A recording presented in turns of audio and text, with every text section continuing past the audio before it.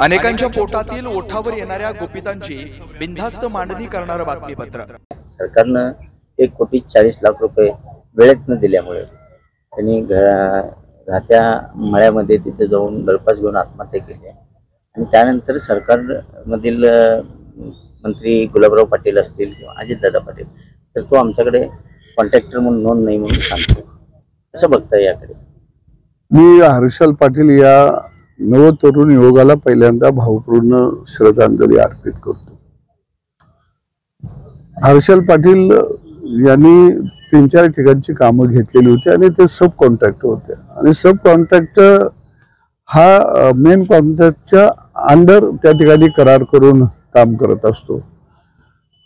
मुळामध्ये काही ठिकाणची बिलं त्यांना मिळालेली नव्हती आणि त्यामुळे इतर देणी आणि डिप्रेशन मध्ये येऊन या ठिकाणी आत्महत्या केलेली आहे। गुलाबराव पाटील साहेबांनी खरं बघितलं तर सब कॉन्ट्रॅक्ट हे संपूर्ण महाराष्ट्रभर आहेत, त्याचा पूर्ण आढावा आणि अभ्यास करायला पाहिजे होता। अशा पद्धतीनं बेजबाबदारपणानं बोलणं योग्य आहे असं मला वाटत नाही। आपण त्या खात्याला मंत्री म्हणून काम करत असताना नेमकं खात्यामध्ये कामकाज कसं चाललंय याचा अभ्यास त्या मंत्र्याला असणं अत्यंत गरजेचं आहे। असं बेजबाबदारपणानं वक्तव्य करणं म्हणजे खऱ्या अर्थानं नव तरुण पिढीला नाउमेद करण्यातला प्रकार आहे आणि त्यांनी खरोखर राजीनामा दिला पाहिजे ही माझी स्पष्ट भूमिका आहे। एक आपल्या लक्षात येईल की संपूर्ण राज्यामध्ये सब कॉन्ट्रॅक्टची एक मोठी चेन आहे आणि मेन कॉन्ट्रॅक्टरची एक वेगळा चेन आहे, परंतु हे धोरण कुठेतरी आता बदलावं लागेल। कारण सिव्हिल इंजिनियर मुलगा झाल्यानंतर त्याला किमान 5 कोटी पर्यंत काम करण्याची मर्यादा असणारे लायसन्स आपण द्यायला पाहिजे। ते मग ते बांधकाम विभाग असो, पाणी पुरवठा असो, इलेक्ट्रिशियन विभाग असो। एकदा सिव्हिल इंजिनियर होतो आणि मग त्याला तुम्ही टप्प पाडता की तुला अनुभव नाही, अनुभव आल्यानंतर 5 कोटीची कामं घेता येतील। आणि मग सिव्हिल इंजिनियर झाल्यावर अनुभव घ्यायला काही त्यानं अमेरिकेत जायचं का, कुठं जायचं त्यानं? आणि मग सिव्हिल इंजिनियर म्हणून ज्या काही डिग्री आहेत त्या चुलीत घालायसाठी दिल्या त्या का? एकदा सिव्हिल इंजिनियर झाल्याबरोबर त्याला 5 कोटीचं जर लायसन्स दिलं तर 5 कोटीचं त्याला काम दिलं पाहिजे। ह्या अनुभवाची जी काही एक नवी पद्धत निर्माण केलेली आहे, हे अधिकारी आणि मंत्रालयातलं सगळं कोंडाळ यांनी तयार केलेली ही सिस्टीम आहे की ठराविक बोक्यांनाच लायसन्स मिळावं आणि आपल्याला टक्केवारीनं पैसे खाता यावेत। आज इलेक्ट्रिक विभागामध्ये, ऊर्जा विभागामध्ये तीच परिस्थिती आहे। सांगली जिल्ह्यामध्ये 4-5 लोकच काम करतात, बाकीच्या लोक टेंडर भरू शकत नाही। मग तो इलेक्ट्रिशियन इंजिनियर झाला असेल तर त्याला द्या ना 5 कोटीपर्यंत कामचं।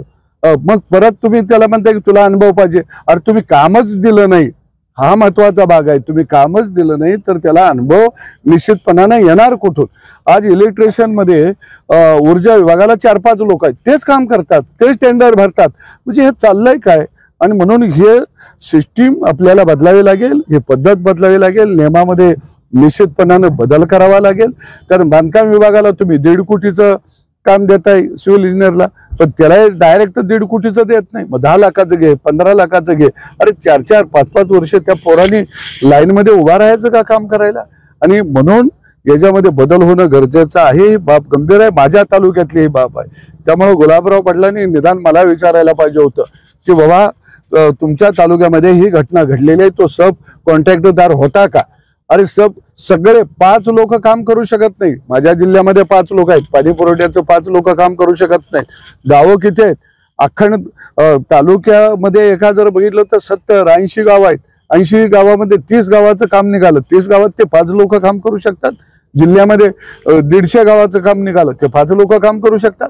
सगळे सब कॉन्ट्रॅक्टर देत आहेत आणि लूटमार करत आहेत आणि याचा अभ्यास गुलाबराव पाटलांना असणं गरजेचं आहे। आणि म्हणून मला वाटतं की जमिनीवर पाय ठेवून मंत्र्यांनी काम करावं आणि नेमकं काय चाललंय आपल्या खात्यामध्ये, काय धोरण राबवायला पाहिजे, काय बदल करायला पाहिजे याचा अभ्यास मंत्र्यांनी करणं गरजेचं आहे आणि या प्रकरणाची सखोल चौकशी झाली पाहिजे। मी मुख्यमंत्र्यांना पुढच्या आठवड्यामध्ये गेल्यानंतर ही सब कॉन्ट्रॅक्ट पद्धत कशी जन्माला आली, मुख्य कॉन्ट्रॅक्टदारच हे कसे बोके या कोरोनामध्ये चरत आहेत, ह्याच्यामध्ये काय बदल केला पाहिजे याच्याबद्दल निश्चितपणाने मुख्यमंत्र्यांना अवगत केलं जाईल। बेधडक निर्भीड बिनधास्त मांडणी करणारा खबऱ्या लाईव्ह।